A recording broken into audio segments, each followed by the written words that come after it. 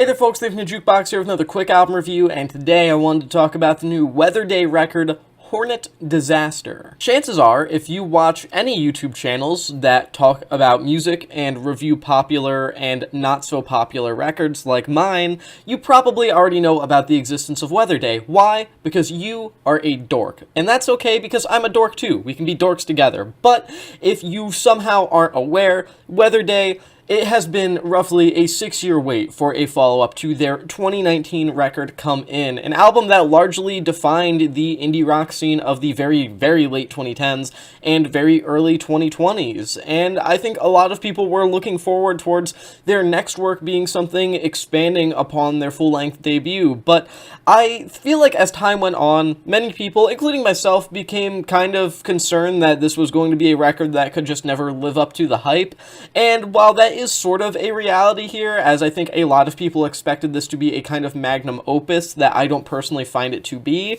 I do think that Hornet Disaster, despite not being the best album of the year or anything, or even really better than Come In for that matter, is still a beyond impressive record that manages to hold its own despite a number of qualities that would hold down really any other record. To talk about the biggest improvement on this record compared to Come In, this is some of the best songwriting that Weatherday has ever delivered, bar none, in my opinion. That's not really saying a lot considering their discography isn't some sort of absolute monolith to get through or anything, but at the same time, the lyricism that they have always put out has consistently been strong, and it's just nice to see this record have some of their best moments from a songwriting perspective. Tracks like Green Tea, Seaweed Sea, and Ripped Apart by Hand, for example, being some of the most heartfelt, vulnerable Weatherday tracks that we've gotten so far, which is honestly saying a lot considering that's sort of their thing in a way. And I really like a lot of the vocal work throughout this record too, with them coming across as arguably some of the best vocal performances that we've gotten from Weatherday thus far. I mean,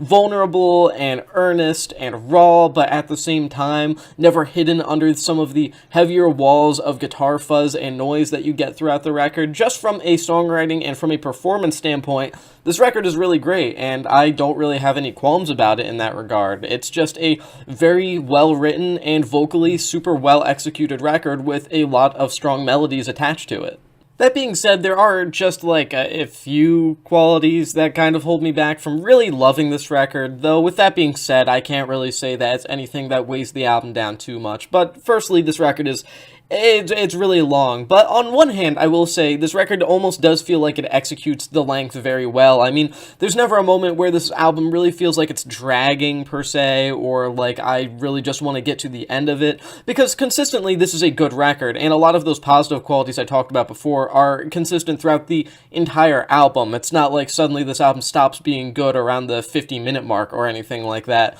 It's an album that does manage to warrant its runtime for the most part, but the issue is that tonally, there's not a lot of variation on display here. It just sort of bounces around between noisy indie rock tracks and a few more somber and singer-songwriter-oriented tracks with a lot of emo influence, which are both very good styles that, Weatherday pulls off well, but I don't know, it just makes the listening experience from front to back feel ever so slightly monotonous, not fully, but definitely verging on that kind of territory. But thankfully, those sounds are both pretty great ones, so I can't really be too terribly mad at experiencing those for an extended period of time, even if I do occasionally wish that there was a stylistic switch up every once in a while. That's not really a huge criticism that I have, though I will say that my biggest issue with this record is that the guitar tone on here just sort of feels like that fuzzed out indie rock guitar tone that has been popular within emo adjacent indie stuff for a while now, and in a sense, the past few years, a lot of it has been inspired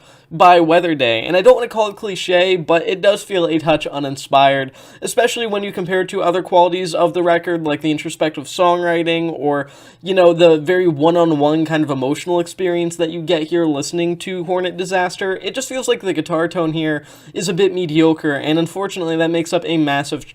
chunk of the record, and I don't know, I just don't necessarily click with it as much as I would like to. It's a very fuzzed out guitar tone that I think intends to create some sort of emotional effect for the listener, but for me personally, it just feels like something I've heard a lot of times before, and something that does kind of drag down what I think is otherwise a pretty great album for me. So overall, the new Weatherday record will probably be massively beloved by people who really adored Come In, and generally enjoy this kind of brand of highly emotional, emo-influenced, fuzzed-out indie rock with some more singer-songwriter-oriented moments just kind of strewn in there for good measure. And I can't really disagree with that. I mean, I enjoy that sound as much as the next nerd on YouTube, and I enjoy this record. I think it's a good time in terms of how easy it is to connect with it on an emotional level. I love seeing the songwriting be as strong and as striking as it is in certain places, and this record definitely has its highlights for me that rank among the best Weatherday tracks so far.